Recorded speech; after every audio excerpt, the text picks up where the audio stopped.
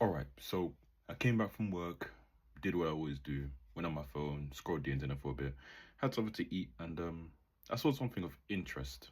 Well, I recently realized that I engage in what's called metacognition. I'm not sure if that's an actual term, but I looked around and apparently that's what it's called. It's when you have thoughts about your own thoughts. I overthink things a lot to the extent where I kind of cause my own problems whenever I'm in anguish. Not all the time. I mean, it always stems from somewhere. Like me thinking always stems from something happening. But, um, something might go down. I might have made a mistake or something. And then I'll overthink that way a bit too much. I got called out in the group chat at work. Something happened. I made a mistake. Just forgot to do something. But then I overthought that. And I spiraled down into this 10-minute rant to myself thinking, it's not really relevant, but the point is, I wasn't just thinking about the situation. I was also thinking about the way I was thinking, being a bit too self aware of the fact that I was thinking a bit irrationally, but only to the extent that a lot of people don't think to the extent that I think to. They say one thing and probably assume I read it and then will come in and just do whatever, keep it pushing. But they're not going to assume I end up spiraling for about 10 minutes, 12 minutes, 15 minutes, for however long it happens. And then, yeah, that self awareness makes me feel even more ridiculous because it's like, yeah, I really am overthinking it. But I am still aware of the perception of other people towards myself. And it's like people say ILD, but they might not be thinking that. But let's be honest, it's not rocket science to guess how someone might be thinking or feeling if you know that person well. And a lot of people hesitate to say certain things to people because they're, worried about reaction. And when they say worried, it's more like they've calculated the probability that they'll get a negative response. And if that probability is above 50%, hell, sometimes it could still be a bit below that. You're still gonna hesitate to say it. Now, some people will say, no, that's not me. I'll just say it how it is. But like, let's not, like, just for a second think about how you might be an exception and not the rule in general. But to get to a point where I was talking about, I think a lot. And recently there was this situation. It's not really anything major. There's not nothing on the level of the Diddy trials or Mr. Beast or anything like that. Or even Hassan and his crash out. Like, I'm not gonna even get into that. It was a situation concerning Honkai Star Rail. I don't really watch these two YouTubers like consistently.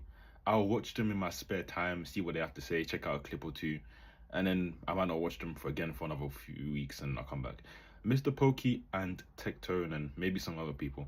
I saw a video by Mr. Pokey talking about Honkai Star Rail. He rated the 3.3 story on Furious or whatever it was, and Tectone said something about it. Honestly, I don't know the specifics. What I was more interested in and what I want to talk about isn't really even the drama itself, but I saw a lot of comments that irked me a little bit because it's like, it seems people lack the ability to differentiate between subjectivity and objectivity. Now, Tectone and Mr. Pokey were definitely coming from two different standpoints. Like, the foundation for both of their arguments just, well, Tectone is clearly the more objective one, whereas Mr. Pokey was coming from more subjective side of things. And these two things come into conflict a lot often. And it's not always mutually exclusive, but I feel like in this situation precisely, it's like, yeah. Now, what am I talking about? If you don't know, Mr. Pokey liked the story. He rated it 9.79 out of 10. Now, personally, separate from this, it's not really a bash against his opinion, but I don't really understand why you would bother going that far, like 9.7 point. I mean, I'd probably just say 9 or 9.5 at most. I usually try to just keep it to whole numbers, but that's just me. He can, again, rate it however he wants. It's his subjective experience. But that's the problem here. Tectone was talking about what he probably called Mr. Pokey a shill, or so that's what I'm hearing. And even if he didn't, a lot of content creators like Tectone who criticize Honkai Star Rail. There's just this whole thing with Kurobots and then Hoyo shills. And I just stare at that. I just look at all the drama from my phone and just huff. Because it's like, well, let's dissect this. Right? I want to start by talking about Honkai Impact. I started playing that game in 2018. I believe that's when it launched on global. I had like an iPhone 5S. Back then, the phone could support it. I enjoyed the game, but back then I wasn't really story oriented. It was action combat. It was my first action combat type game because well, I didn't have any consoles growing up really. I bought myself a console 2 years ago, but I'm 20 years old. I was 18 when I got that thing. Well, technically I got it in January, so I was 17 turning 18, but whatever. I only got a console recently, and before then I played mobile games if there was a game on mobile that I wanted to play. Honkai Impact was that first game for me that was action combat, high paced, whatever. And I didn't play it for the story because I didn't really know what was going on. I just played it because I liked the combat. And I don't really remember what happened after that. A couple of years went by, and then in 2020 I got a new phone. I didn't link my iCloud to that phone, so I had to restart it all over again. But then I started paying attention to the story. Let's fast forward a few years. That rest is not relevant. I enjoyed the story a lot, and obviously as I started writing my own stories, I gained the ability to deconstruct and analyze what makes a good story and how to tell a good story apart from a bad one. Um, I went chapter. They use Roman numerals, and I'm not really the best at reading those at a glance. I believe Elysium Everlasting takes up about from chapter 29 or maybe 30 to 31. And then they have the separate Elysium Realm segment with May just going through the realm before that, which is chapter 29. Chapter 28 is Thus Spoke Apocalypse, absolute cinema. I remember doing that in 2021. It was good times, simpler times. But this is where I wanted to go next. Elysian Realm was written by, I believe, Shaoji, the one who wrote Penacony, and it's actually because of that when Penacony's writer was revealed to be Shaoji, everyone was like, oh my god, it's him. Oh, this is gonna be peak. This is gonna be absolute cinema, all that stuff. And I enjoyed Penacony, and I haven't done Amphorius yet. I've kind of taken a break from Star Rail and Genshin.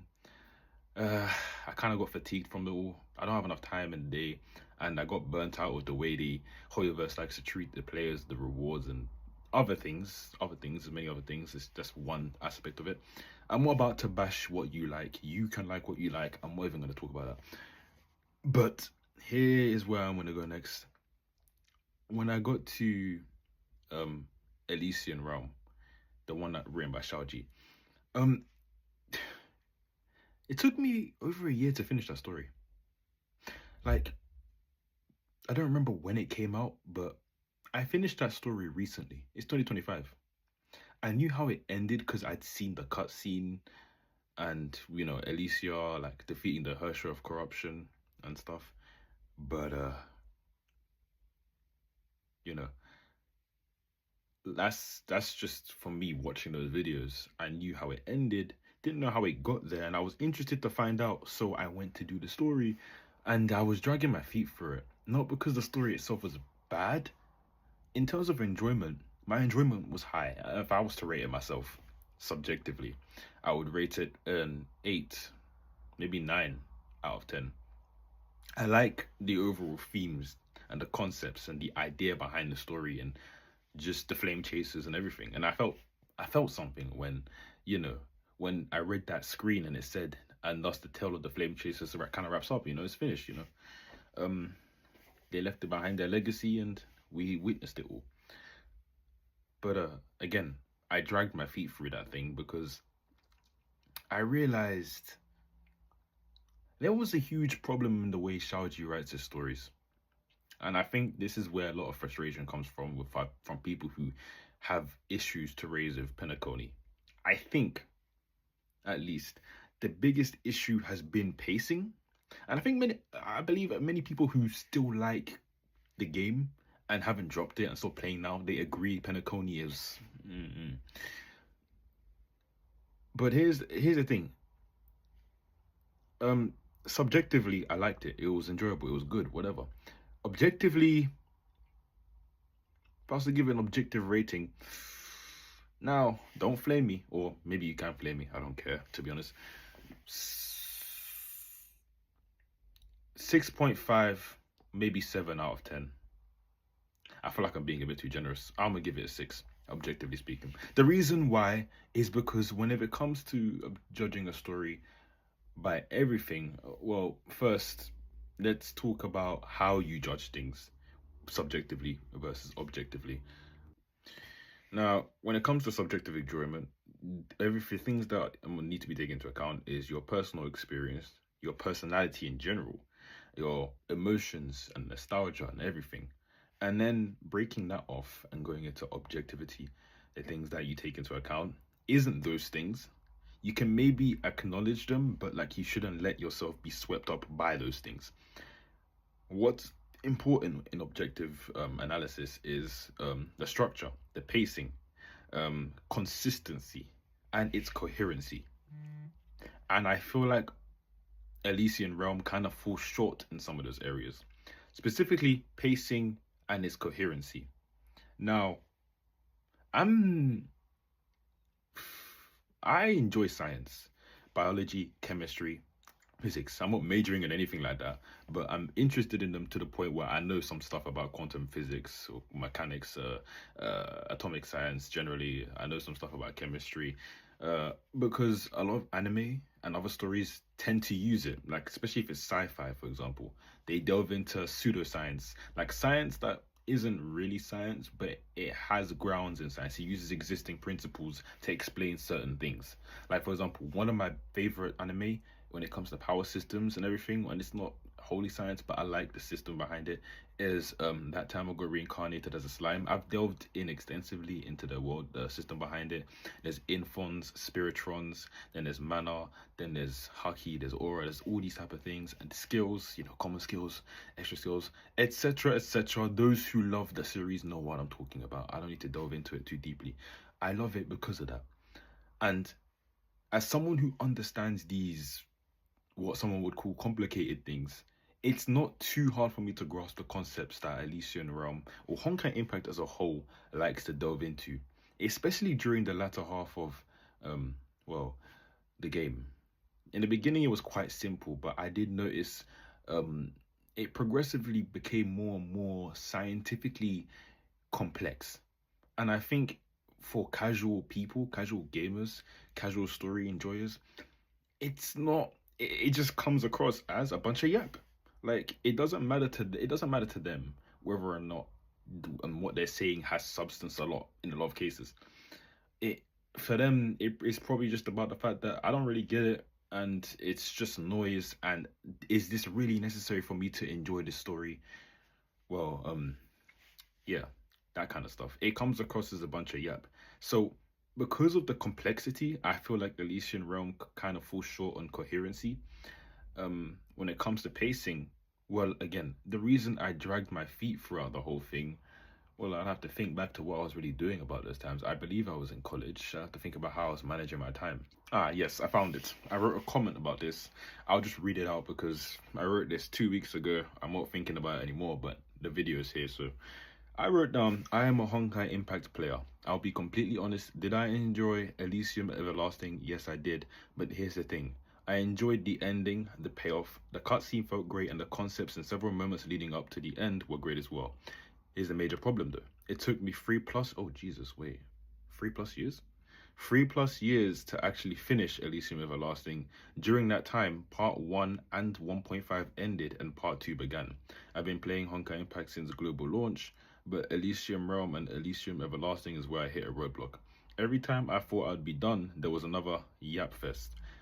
Yap Fest meaning, because of the way I think, I don't just think from my perspective, but I think about the collective and how they experience things. I understood it, but there was still a lot of it. Just because I understand it doesn't mean the quantity is not an issue. And again, I just didn't have much free time back then because I was juggling both college and I was juggling uh my work as well. I've been working this same job for three years as well now. So I just didn't have enough time to sit down. And it's not just that, but I was juggling different games as well, and it just felt like it was too much. Like I really didn't have the time to sit there. Like even after I dedicated an hour, it didn't mean anything. Every time I thought it would be done, I thought it was a yacht fest. I could spend a whole night dedicated to doing it, and I still only made it through one chapter. Another gripe I had was how the yap overshadowed any combat. I'll try and replace the yap with just dialogue. Should sound better, but it doesn't really matter how I say it. I think you know what I mean. The dialogue overshadowed any combat. They didn't really balance that. You might count, you might count up the total amount of times we had to do combat, and I think it's a lot. But that's because the entire story is that much longer. For every time you do combat, there's about 3 to 4 times more yap, dialogue, and the painful thing is admitting that for as much as I love Elysian Realm's cast and its overall story, that could have been way shorter and still had the same significance. It took me hearing the message in the video that I was commenting on, to disillusion myself and admit it. Just because I liked it doesn't make it good. That is, I guess you could say, the linchpin of this entire thing. There's an argument I hear being thrown around, a word, a phrase that keeps being thrown around by people. Uh, I spend a lot of time looking at what the Hoyoverse community is doing, and it's not just Hoyoverse though. A lot of people who've become emotionally attached to certain things do this exact same thing, and it's the whole "I liked it, so it's good" versus, or like alternatively, "I don't care, so it doesn't matter." And it's not really a response when you say that. It's not a response to say that, it's a deflection. That's literally like just the equivalent of plugging up your ears and saying blah blah blah blah blah blah blah blah blah blah blah blah blah. Because I'll use Tectone as an example. A lot of people also like to say he didn't play it, so you can't talk. And there is merit to the argument if you're trying to make that. But I'll be honest, when I look at the way they frame everything, I don't think they're really trying to make that an argument around that. What's really going on, I believe, is just like, for example, like Tectone could have done the story, and for a long time he did play Genshin Impact. But what happens whenever he speaks out about things he believes to be an issue? The goalpost is moved. The real issue isn't whether or not he played it. It's that he dared to criticize something that, you know, anyone else enjoyed. It happens a lot. And the Genshin community in particular, I feel like, has been the most abrasive on that front. But yeah.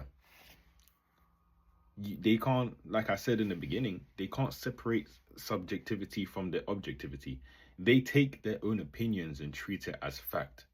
And then they enter echo chambers like Reddit and have their opinions reaffirmed and assume, yeah, right, we're all right and whatever. But no, that ain't it, Chief. They don't fly by me. The entire argument falls flat because it's not really about accuracy. It's about discrediting someone emotionally and socially and even intellectually. Like that's all that's really going on with this. It doesn't really have any substance to it. Back to Elysium Everlasting. The story could have been better for me in terms of experience if it didn't take me 3+ years to finish it. And by the time I'm done, I'm so far behind, I barely play because I don't really see the point. Those story chapters came out during the years I was in college, like I said, so I didn't have enough time on my hands. And years later, it felt so daunting to attempt to go back into it because I knew I'd have to endure more dialogue than any combat. I love Honkai Impact, and that will not stop. But Shaoji has great ideas, very great ideas. But he has one of the most dogshit ways of execution. And the fact that Penacony or Amphorius was as long as it was and was apparently still rushed. I remember seeing some clips about Dawei talking about issues of Amphorius. I don't know if he spoke about Penacony. Someone would have to reply to me in the comments and see what they say about that. But he spoke about issues of it. And apparently, even with Amphorius being as long as it was, that was rushed. They had so many ideas that they just stuffed it all into that arc. And I'm not really saying again that you couldn't have had a great time. That again, if you walk away with anything in this video, I don't want you to walk away thinking that I'm saying your opinions and stuff are invalid.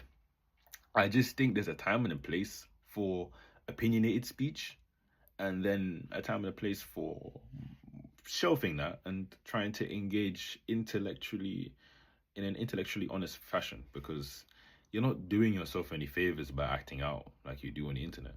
And you know, now I got some replies to that comment. Someone said you don't have to say that it was good just because you like the ending. The ending is always good 90% of the time in horror games. Elysian Realm was boring as fuck, and I guess that's why Amphorius is too, because the foundation is Elysian Realm. Shaoji needs to be replaced, his glory days are long behind him. And I said, you know what, you're right. Objectively speaking, without any biases, if a story has to make you drag your feet to get through it, especially for over 3 years, it's a horrible story overall. Now, I think I got a bit passionate there. I did. I am still a human, as much as I like to wish I could sometimes rid myself of some certain traits.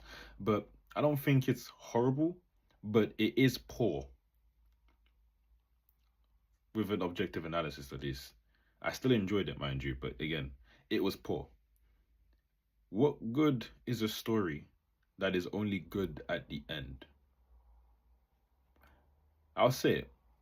Replace him, or don't let him cook. Like, maybe have him take an advisory role. I don't really know how they do things at Hoyoverse, but like, he does like 24 hours of prep time before he starts cooking anything in these stories. I was trying to make a metaphor thing, but like, when he's making a meal, he doesn't start until at least he's done 24 hours of ingredient gathering. Point is, again, taking into account of what I spoke about with how you judge a story objectively, the coherency and the pacing, all of these things need to be taken into account. And pacing is arguably one thing you really need to pay attention to, because if your story ends up being good towards the middle, towards the end, that doesn't matter, because a lot of people would have just dropped off because the beginning was just long, drawn out. And again, lacked coherency, and no one understood what you're talking about. They said, "Ah, screw it, I'm gonna fucking leave," you know. And I basically was that guy for 3 years until eventually I sat down and said, I'm free for the next 3 days. Let's do this." And I played around and did it, and I was happy at the end. But again, 3+ years, and I finished it, and I moved on to chapter 32, or was it 31X? There's a whole segment with before they actually go to the moon, and they're testing out the Hyperion to go to the moon or something like that. And I think Kevin was testing out some device in preparation for Project Stigma, which is again, I know a lot of the stuff that happens afterwards, but this is all from reading information about it extensively, not by experiencing it, because I was afraid I was going to get dragged into another dialogue fest. I don't mind dialogue. I love lore in stories, and I kind of prioritize that a lot of the time over many other things, the story. But like, for example, I play FGO, and the gameplay is, as a game, it is whatever. It's enjoyable enough for me to just stick around, but I'm more interested in the story of FGO. So I do like the story, I prioritize that. But Honkai Impact is a game I came to play because it had both good story and the combat was well meshed together. At least they used to do a stage thing, and they don't do stage anything anymore. Ever since they did Duskwoke Apocalypse, I noticed it then that there were less points where you'd have to fight slowly as you went along, and you'd get dragged into a lot of dialogue. Now, you may disagree with me on this. If you do, I want to know why you disagree. You know, like, I don't want to brush it off. But I also, like I said in my previous video, don't want to hear or see comments that say you're wrong because no reason given, you know? Because not just about how it looks and everything, but like, how do we engage in a discussion if you don't express your opinion? How do I see a different side than my own if someone doesn't engage honestly? But that's just me. You can make the decision yourself. I honestly had a lot more to say, and I ended up speaking for a lot longer than I did. But I don't want to make, well, it's already 24 minutes. I don't want to make it 30 minutes, so I'll cut it short. I feel like my main point has already been explained. Subjectivity versus objectivity, and it doesn't just apply to stories. To be honest, this applies to life as well. A lot of the people will act out because someone's opinion made them feel attacked about because they enjoy a certain thing, and it's tiring to see, but that's just the society we live in. If you enjoyed the video, um, like, hopefully comment. Honestly, the comments matter more to me than the likes. Likes are good and all algorithms and stuff, but I actually look forward to engaging in a discussion with people about this type of stuff. You know, like, again, people who can at least be honest to themselves before they start writing stuff are preferred. But I'll listen to almost anything and decide after that whether or not I'll engage. So again, like, mostly comment, subscribe if you enjoyed what you saw, and I'll see you in the next one. Honestly though, I have no idea when that'll be. I made this video on a whim, so the next video probably might be in the next few days, might be in a week or two. Again, I don't just intend to have these moments where I'm just talking, although that's probably going to be a lot of the channel, just me talking about whatever I want to talk about. But I might just upload clips of myself playing games. It might just be cutscenes I enjoyed. It might be small edits I made, nothing major. Like, I uploaded one the other day. I thought the opening of Sword Art Online would go well with Wuthering Waves combat, like fight scenes, like Fleur de Lis versus Rover. That was an amazing fight, but it went even harder with Anima. I think that's what it's called, Anima, or maybe that's the next one. Who knows? Again, thank you for watching. I'll see you in the next one.